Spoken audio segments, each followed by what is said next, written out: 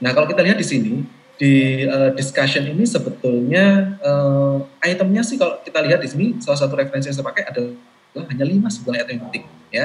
Jadi menyampaikan statement findings-nya, jadi apa sih hasil utamanya, diulang lagi di sini, tapi nanti bedanya apa nih dengan result, kita diskusikan. Kemudian mendiskusikan juga kira-kira dari hasil yang kita dapatkan dari penelitian kita, kaitannya dengan penelitian sebelumnya itu seperti apa, kemudian kira-kira mendiskusikan kira-kira implikasi, baik itu secara praktek maupun secara policy, kebijakan, kira-kira apa dari hasil penelitian kita, kemudian kelebihan dan kekurangan dari penelitian kita apa, perlu disampaikan juga, dan juga memberikan gambaran kira-kira kalau mau meneliti selanjutnya, bagaimana nih dari hasil penelitian kita, ya seperti itu.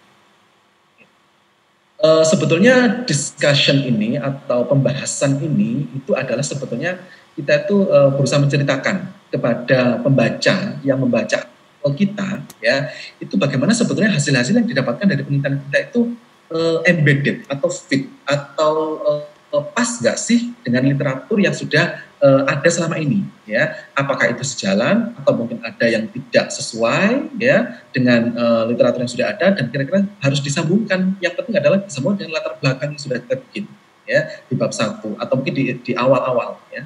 Jadi memang harus terlihat benang merahnya ya, mulai dari awal pendahuluan ya, kemudian di metodologi, hasil sampai dengan diskusi itu nyambung, benang merahnya terlihat ya.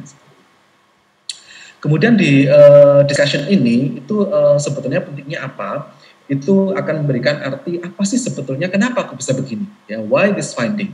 Ya, kenapa sih kok hasilnya seperti ini? Nah, itu dibahas. Ya, saya pikir kalau misalnya dari Bapak Ibu semuanya, dari rekan-rekan semuanya di sini itu sudah pernah melakukan penelitian, ya, apalagi di sini saya kira sudah semuanya minimal S1 ya. Maupun D3 sebenarnya sudah ada sentuhan-sentuhan penelitian. Jadi di situ saya pikir hampir semuanya sudah sedikit banyak pasti memahami lah sebenarnya diskusi itu apa, pembahasan itu apa ya. Jadi kenapa sih kok hasilnya seperti ini? Kemudian memasukkan kira-kira kalau dilihat dari konteks teori, kira-kira nyambung nggak hasil penelitian saya ini? Ya, kemudian perlu juga menyampaikan batasan ya, keterbatasan apa sih sebetulnya, karena setiap penelitian sebetulnya pasti akan ada kurang lebihnya ya, ada plus minusnya. Yang kita sampaikan di sini adalah kekurangan kita. Nah itu nanti harapannya karena sebetulnya penelitian pasti bias dan sebagainya itu tidak bisa kita 100% minimal kita minimalkan biasnya, nggak ada sama sekali, itu sangat sulit sekali ya, pasti akan ada bias-bias, keterbatasan-keterbatasan. Nah itu perlu disampaikan juga di discussion atau di pembahasan. Kemudian yang penting juga mengidentifikasi area apa nih yang perlu dikaji lebih lanjut, dan kira-kira bagaimana nih penelitian selanjutnya sesuai dengan hasil yang sudah kita dapatkan dari penelitian kita. Nah, biasanya pembahasan itu memulainya dari mana? Ya, dari principal finding. Jadi penelitian hasil penelitian yang utama, hasilnya apa nih yang paling heboh, yang paling hits, yang paling pokoknya yang paling wow lah ya, itu diawali di situ. Ya, itu akan memberikan gambaran yang ya impresnya itu pasti di awal, ya kan? Kesan pertama harus menggoda gitu ya. Nah, itu pentingnya di sini. Jadi principal finding itu harus di awal pada saat kita memulai pembahasan. Ya. Kemudian menginterpretasikan dengan konteks literatur, ya. Jadi seperti yang saya bilang tadi, cocok nggak, sama nggak, sejalan nggak, atau mungkin berlawanan, kontradiksi dengan penelitian-penelitian sebelumnya dan sebagainya, ya. Seperti itu disampaikan di pembahasan. Apakah kalau misalnya penelitian kita ya, dari hasil kita itu tidak sesuai nih, atau mungkin tidak sama dengan penelitian sebelumnya, apakah itu salah? Tidak, ya. Jadi semua penelitian apapun itu, apakah hipotesis kita itu diterima atau mungkin hipotesis kita tidak diterima, semuanya adalah benar, ya. Semuanya benar, tidak ada penelitian yang salah di situ, ya. Yang salah itu jika seandainya metodologinya salah, analisa datanya salah, nah itu yang salah. Tapi kalau hasilnya, kalau sudah benar semuanya ya, metodologinya benar, kemudian analisa juga benar, dan ternyata hasilnya kok hipotesis nggak didukung ya, kita tidak sepakat dengan hipotesis yang kita sepakati di awal ya, nggak apa-apa, itu adalah hasil penelitian benar ya, jadi itu selalu benar ya. Kemudian kenapa nih kok bisa begini? Nah, kalau misalnya hipotesis disetujui atau mungkin tidak disetujui ya, itu harus kita bahas kenapa sih kok ternyata hipotesis kita kok nggak seperti yang kita harapkan ya, gitu. Maksudnya tidak apa sih bahasanya kalau hipotesis itu tidak sesuai dengan hipotesis kita, ya itu harus dibahas, ya. Dan saya sebetulnya kalau saya pribadi itu lebih senang kalau misalnya hipotesis kita itu tidak disetujui, ya. Jadi tidak mendukung adanya hipotesis. Itu nanti bahasanya lebih panjang sebetulnya, ya kan? Karena kalau sudah oh iya hipotesisnya disetujui gitu ya, H nolnya kurang dari 0,005 gitu misalnya, atau bahkan 0,00 sekian 01 gitu ya, itu kan wah signifikan banget nih, ya ada hubungan atau ada beda. Itu sebetulnya kalau seperti itu sebetulnya malah pembahasan itu nanti tidak bisa berkembang banyak sebetulnya. Karena apa? Ya memang secara teori, secara tinjauan pustaka kita sudah ada hubungan, secara teori, secara literatur sebelumnya ada beda. Jadi mau dibahas apa lagi? Sometimes itu lebih susah sebetulnya. Cuma kalau misalnya H0 yang diterima, ya itu sometimes ya, kalau saya itu sometimes lebih mudah untuk mengembangbiakkan gitu ya.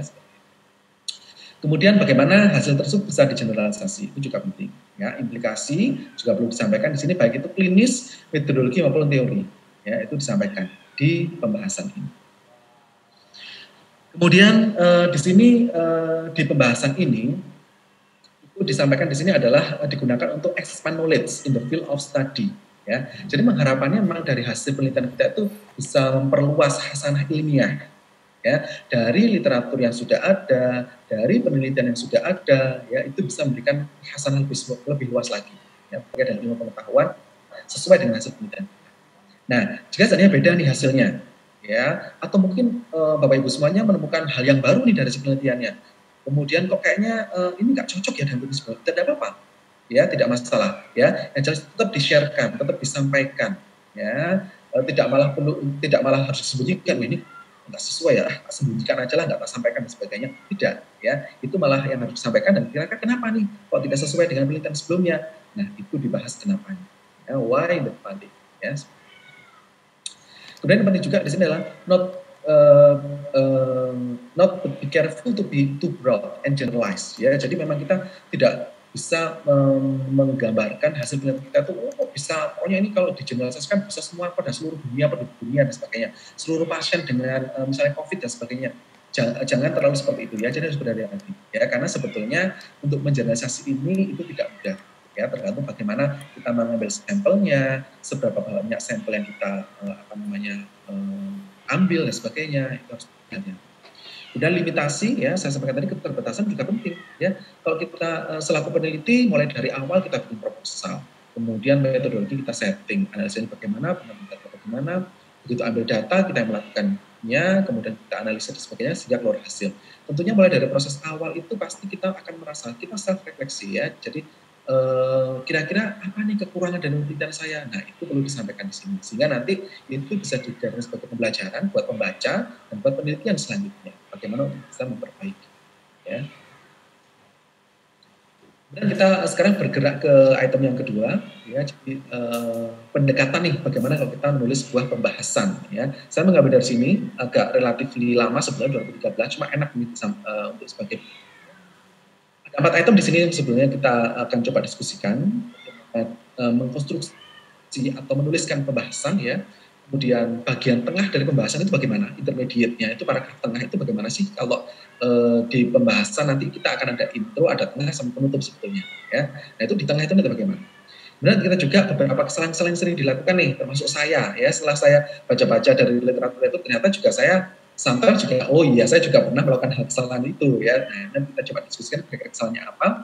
Kemudian kira-kira apa nih pada saat kita menuliskan pembahasan terkait dengan menuliskan, grammar dan sebagainya, item-item apa yang kita pentingkan ya, nanti kita bahas.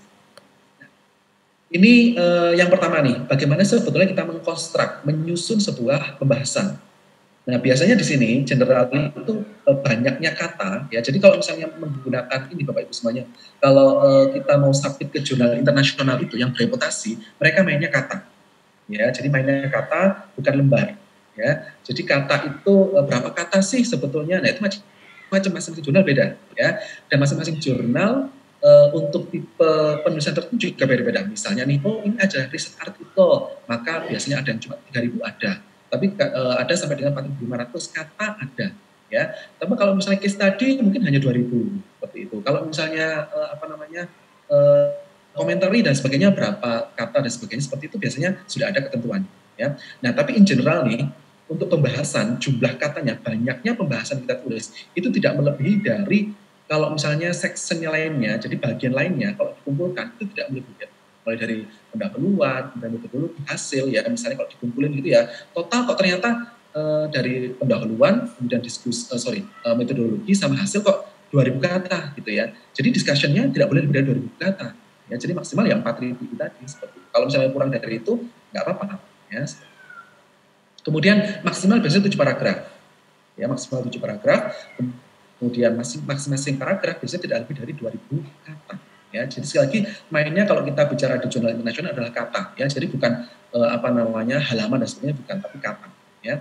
Nah, kemudian saya bilang tadi kalau di pembahasan itu divided into 3 ya. Jadi ada 3 pembagian. Jadi ada introductory ya, ada intermediate, ada concluding. Jadi ada pendalaman dulu, ada bagian tengahnya, kemudian ada bagian kesimpulannya ya, atau summary.